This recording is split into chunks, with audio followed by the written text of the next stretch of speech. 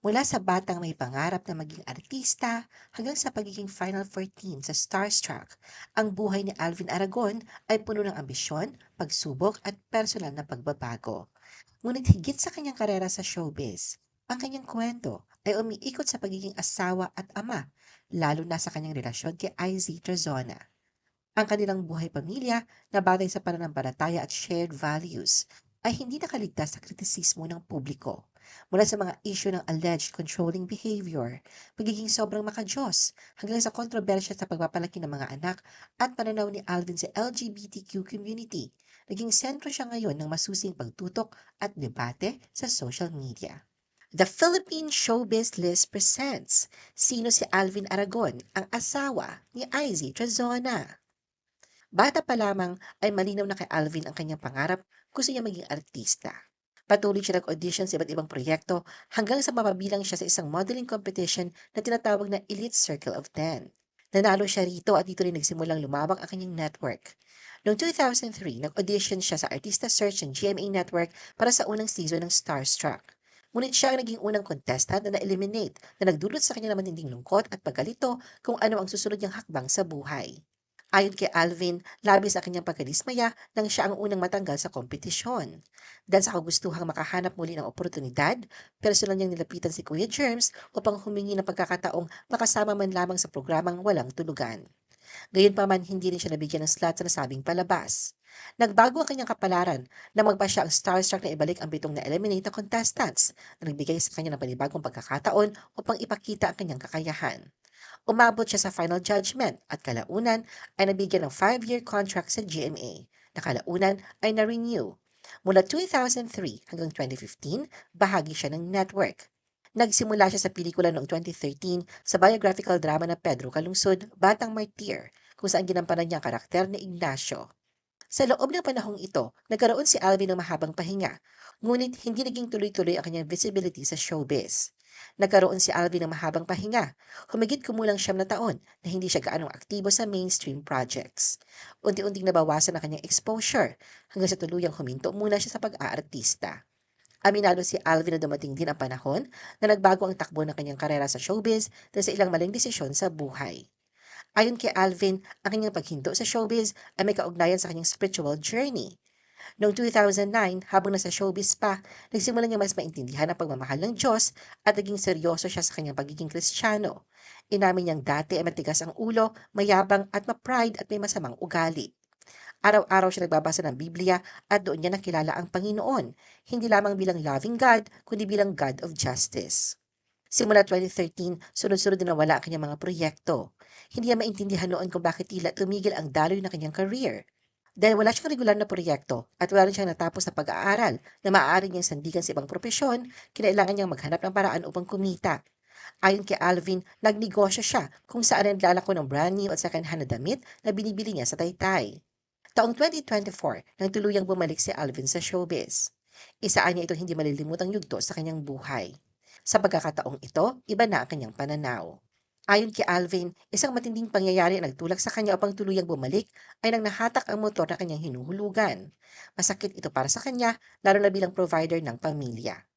Sa gitna ng sakit at kahihiyan, nagdasal siya. Humingi siya ng pahintulot sa Diyos kung maaari siyang bumalik sa showbiz. Bilang asawa at ama, may vow daw siyang dapat tuparin ang maging provider ng kanyang pamilya. Matapos ang kanyang panalangin, minessage niya ang isang program manager ng GMA. Nabigyan siya ng pagkakataon sa seryeng Abot Kamay na Pangarap. Mula roon, nagtuloy-tuloy na ang kanyang pagbabalik. Faith, Family, and Fatherhood. Matapos ang mahabang paglalakbay sa showbiz at ang kanyang personal na paghubog sa pananampalataya, natagpuan ni Alvin ang kanyang pinaka-fundamental na papel sa buhay, ang pagiging asawa at ama. Para sa kanya, ang tagumpay sa buhay ay hindi nasusukat sa kasikatan o proyekto, kundi sa kalidad ng pagmamahal at dedikasyon sa sariling pamilya. Si Alvin ay kinasal sa dating miyembro ng Sex Bomb Girls na si IZ Razona na 7 taon ang tanda sa kanya noong February 2012. Nagkakilala ang dalawa sa kanilang church community, partikular sa Victory Christian Fellowship. Sa pagtanggap sa nakaraan ng bawat isa, parehong naniniwala sina Alvin at Izzy na ito ay bahagi ng nakalipas ng panahon na hindi na dapat balikan. Ang dalawa ay may tig-isang anak mula sa nakaraang relasyon. The challenge of being a devout husband and a father amid criticism. Matapos sa kanyang pagbabalik sa showbiz, si Alvin ay muling napuna sa mata ng publiko, hindi lamang dahil sa kanyang career, kundi sa kanyang personal na buhay at paniniwala. Napag-usapan ang dynamics ng relasyon ni Alvin at Izzy, lalo na sa konteksto ng pagiging stepfather at ama sa kanilang tatlong anak. Isa sa mga pangyayari na naging sentro ng kontrobersya ay ang sorpresang paglabas ni Izzy sa Sex Bomb Girls Reunion concert kamakailan sa Mall of Asia Arena. Sa guesting ng mag-asawa sa Fast Talk with Boy Abunda, ikinuwento ni Izzy na nanggaling pa siya ng live selling noon ng kanyang luxury bags bago pumunta ng concert at kinailangan niyang humingi muna ng pahintulot kay Alvin bago makapasok sa backstage at makasali sa performance. Aminado si Alvin sa simula na dalawang isip nga siya at bago siya nagdesisyon ay nagdasal muna upang humingi ng gabay. Ipinaliwanag niya na hindi madaling pahintulutan ng asawa dahil alam niyang maraming tao ang makakapanood at makakapuna sa gagawin ni Izzy. Matapos na kanyang prayer at devotion, na-convince siya na ito ay gabay ng Diyos, kinaibigay niya kanyang suporta at sinabi kay Izzy na maaari siyang dumalo.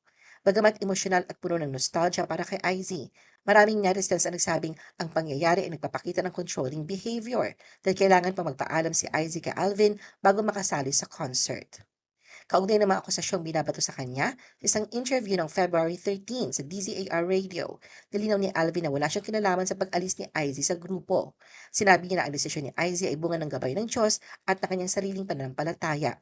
Ipinaliwanag ni Alvin na bago pa man sila nag-asawa, matagal nang wala si Izzy sa sex bomb at ang pag-resign niya ay dahil sa tawag ng Panginoon noong naging Christian siya. Ayon kay Alvin, sinuportahan ni Izzy ang tawag ng Diyos at nagpasya siyang sundin ito. Sa kabila nito, ang paraan ng kanyang public expression ng faith at values ay nagdulot ng mga puna sa social media. May mga nagsabing sobra siya makajos at rigid sa kanyang pananaw, na pwedeng magpahirap sa kanyang pamilya sa komunikasyon at pagkakaunawaan. Ang perception ng ilan ay ito rin ang dahilan kung bakit may usaping red flag sa kanyang relasyon. Sa katunayan, may mga netizens ang binalikan ang dating interview sa mag-asawa. Dito ay binahagi ni Izzy na buntis siya sa bunso nila. Ayon kay Alvin, unang ipinakita sa kanya ni Izzy ang pregnancy test at sa unang reaksyon niya ay nagduda siya at nagkaroon ng takot sa posibilidad ng infidelity sa timing ng pagbubuntis at dahil sobra ang pag-promote ni Izzy sa Netflix sa ABS. Sinabi niya na iniisip niya ang posibleng kasalanan ni Izzy, ngunit sa kalaunan, ayon sa kanya, na ipakita ng Diyos sa pamamagitan ng kanyang devotion na wala siyang dapat ikabahala at walang kasalanan si Izzy. Para sa maraming nanonood, ang ganitong reaksyon ay maaaring mamukhang sobrang insecure o tila nakakakaba, lalo na sa konteksto ng pagiging Christian husband ni Alvin na inaasahan na magpakita ng tiwala sa asawa. Bagamat ipinakita nila na nakangiti at magaan ang pag-uusap, nakikita ng ilan ang sitwasyon bilang isang indikasyon na kailangan pa ng divine confirmation para lang maniwala sa katapatan ng asawa na pwedeng magdulot ng discomfort o duda sa external observers. Bukod sa pagiging loving husband, nag-question din ngayon ang pagiging stepfather ni Alvin at kung paano ang pagpapalaking ginawa niya sa mga anak nila ni Izzy. Sa katunayan, sa parehong radio interview, umali na sa mutsaring reaksyon ang mga naging pahayag ni Alvin kaugnay sa sexual orientation ng stepdaughter nitong si Sofia Trazona at malinaw na hindi siya sang-ayon sa pagiging trans woman nito. Ayon kay Alvin, taliwas sa utos ng Diyos ang pagiging LGBTQ at naniniwala siyang sa impyerno ang bagsak ng mga ito. Naniniwala din siya na ang kanyang ginagawa ay bahagi ng kanyang responsibilidad bilang isang magulang. Binalikan niya ang issue na di umano'y hindi tinanggap ni Izzy si Sofia dahil nais itong maging trans woman.